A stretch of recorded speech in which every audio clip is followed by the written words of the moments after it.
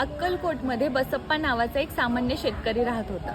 तो काही फार श्रीमंत नव्हता, पण त्याच्या मनामध्ये मात्र देवाबद्दलची निस्सीम भक्ती होती. रोज सकाळी उठल्यानंतर कितीही काम असू दे, पोटात अन्न असू दे किंवा नसू दे, पण तो अक्कलकोटमध्ये स्वामी समर्थांच्या दर्शनाला जायचा. त्यावर त्याला गावकरी म्हणायचे की अरे तू काही वेडा आहेस का? पोटात अन्न नाहीये, घरात धान्य नाहीये आणि देवदर्शनाला काय निघतोयस? देवदर्शन करून काय तुझं पोट भरतं का? त्यावर बसप्पा नम्रपणे म्हणाला, ठीक आहे, पोटात अन्न नसेल, पोट रिकामं असेल, पण मनात मात्र स्वामी समर्थांची भक्ती आहे आणि त्याने माझं मन भरलेलं आहे. एक दिवशी असंच गावात दुष्काळ पडला. शेतं उघडी पडली, धान्य संपलं. बसप्पाच्या घरी सुद्धा खायला काहीच नव्हतं. मुलं रडायला लागली, पण तरी सुद्धा दुसऱ्या दिवशी बसप्पा स्वामी समर्थांचं दर्शन घ्यायला गेला. त्याचा चेहरा पाहून स्वामींनी त्याला विचारलं की काय रे बसप्पा, असा उदास दिसतोयस, काय झालं?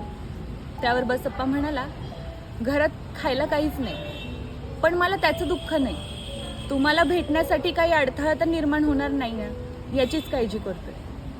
त्यावर स्वामी हसत त्याला म्हणाले, अरे बसप्पा, घरी जा. बघ, तुझं घर आता कधीच रिकामं नसेल. तो घरी गेला आणि जाऊन बघतो तर काय, धान्याची कोठारं भरून गेलेली. कुणी ठेवलं, कधी ठेवलं, काहीच माहिती नाही. मुलं सुद्धा खूप खुश झाली. म्हणून तर ना, देवावरती, स्वामींवरती विश्वास ठेवला तर तो सुद्धा आपला अन्नदाता होतो. बसप्पाची हीच कथा सांगितली जाते की भक्तीवरती विश्वास ठेवा, स्वामी सगळं सांभाळून घेतील. श्री स्वामी समर्थ.